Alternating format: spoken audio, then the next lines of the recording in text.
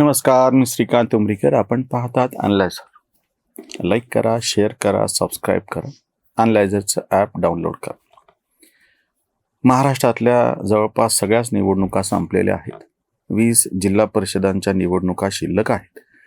सर्वोच्च न्यायालयाचा निकाल काही दिवसातच येईल आणि त्याच्यामुळे त्या निवडणुका पण होऊन जातील. पण त्याचं कोणी आता काही चर्चा करत नाही आहे, कारण की ज्या निवडणुकांचे निकाल लागले त्याच्यावरही कोणी काही बोलत नाही.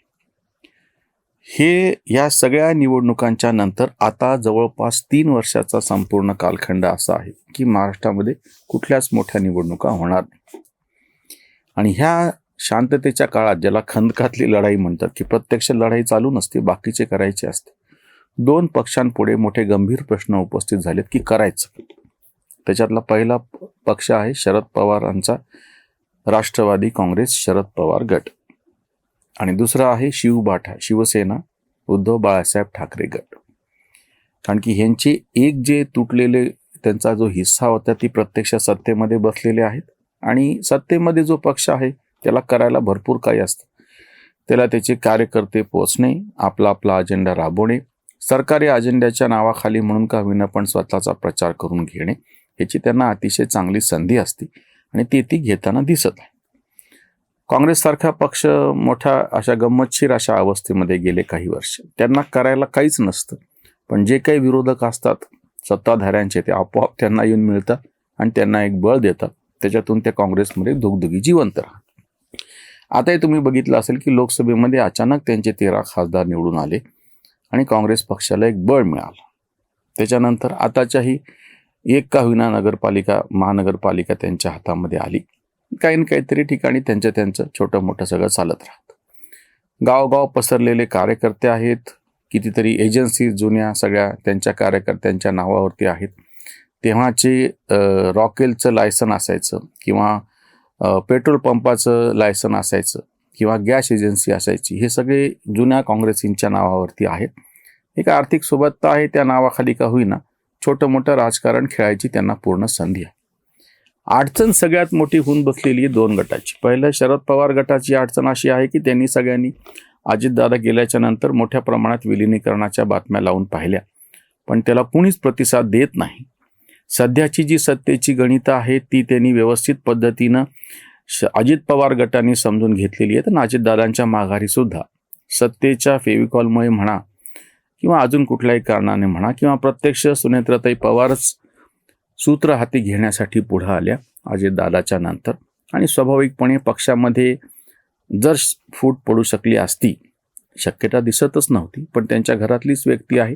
आणि जे बाहेरचे सोडा, पण जे अंतर्गत पातळीवरती राष्ट्रवादी काँग्रेसची संबंधित आहे त्या सगळ्यांना माहिती आहे की सुनेत्राताई खूप आधीपासून बारामतीचा जो काही सगळा कारभार होता मतदारसंघाचा, तो फार बारकाव्यानं सगळ्या बघत होत्या. त्यावर त्यांचं नियंत्रण खूप आधीपासून होतं.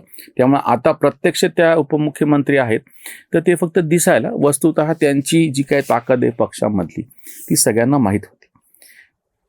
दुसरा जो गट होता एकनाथ शिंदेंचा, जो प्रत्यक्ष सत्तेमध्ये आहे, त्याही एकनाथ शिंदेंचा स्वतःचा सगळ्यात मोठा USP आहे की त्यांचा कनेक्ट, लोकांशी त्यांचा संपर्क अतिशय दांडगा आहे. आजही तसा दुसरा नेता महाराष्ट्रात नाही. सर्वसामान्य कार्यकर्ते त्यांच्यापर्यंत पोहोचू शकतात आणि ते पण सर्वसामान्य कार्यकर्त्यांना पोहोचू शकतात. आणि त्यांनी सत्तेचं सगळे गणित ओळखून लोकसभेच्या सगळ्यांच्या पाडापाडीमध्ये सुद्धा त्यांनी स्वतःचे 8 खासदार निवडून आणले. आणि त्याच्यानंतर प्रत्यक्ष विधानसभेला तर काय प्रश्नच नाही, 57 आमदार निवडून आणले. आताही महानगरपालिका नगरपालिका निवडणुकांमध्ये त्यांच्या भागात त्यांनी आकर्षक यश मिळवले. म्हणून मी मुद्दा समोर उपस्थित ठेवतोय तो शरद पवार गट जो आहे राष्ट्रवादीचा, आणि उद्धव बाळासाहेब ठाकरेंची जी शिवसेना आहे, हे 2 अडचणीत सापडलेत. मी म्हणतो त्याचं कारण ते आहे, यांना कुठलाही सत्तेचा वाटा गावागल्लीपासून दिल्लीपर्यंतचा मिळालेला नाही. आताही फक्त एक परभणीचा महापौर शिवबाठाचा आहे, पण तोही मुस्लिम महापौर केलेला आहे. आणि त्याच महापौराच्या समर्थनार्थ एकूण सगळे मिळून जे 30 नगरसेवक निवडून आलेले आहेत जे मुस्लिम आहेत, त्यांनी असं म्हणलेलं आहे की मुस्लिमाला नगरसेवक महापौर पद दिलं काही उपकार नाही, आमचा हक्क आहे. पण हे बोलताना तेही विसरले की हे नगरसेवक एका पक्षाचे नाही आहेत.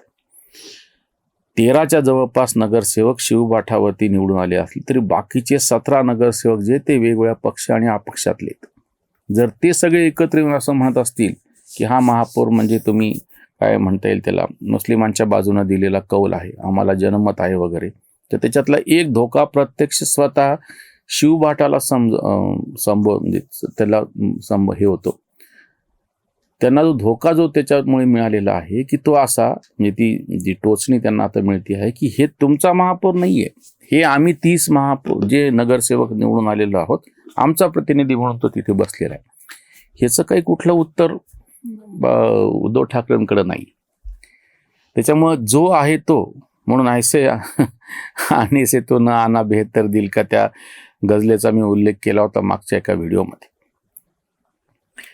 राष्ट्रवादी काँग्रेस शरद पवार गटाची पण अडचण आता ही होऊन बसलेली आहे की अगदी स्थापनेपासून राष्ट्रवादी काँग्रेसच्याच म्हणत नाही, पवारांनी काँग्रेसमधून बाहेर पडून पुलोद आघाडी केली 78 पासून ते आजपर्यंत सत्तेशिवाय राहायचं नाही हा गुरुमंत्र त्यांच्याच सर्वोच्च नेते शरद पवारांनी त्यांना दिलेला आहे.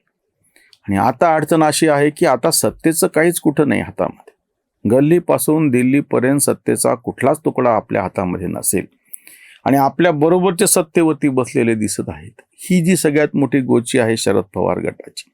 त्याच्यामुळे आता येत्या काही दिवसांमध्ये ह्याच्यातले काही लोक जे प्रत्यक्ष पदावरती असतील ते सुद्धा, जे पदावरती नाहीत ते छोटे मोठे कार्यकर्ते, म्हणजे नगरसेवक आमदार खासदार नाहीत पण बाकीचे सगळे विविध सत्तेची छोटी मोठी पदं ज्यांच्याकडे आहेत ते कार्यकर्ते सुद्धा जास्त काळ सत्तेपासून राहू शकतील असं नाही.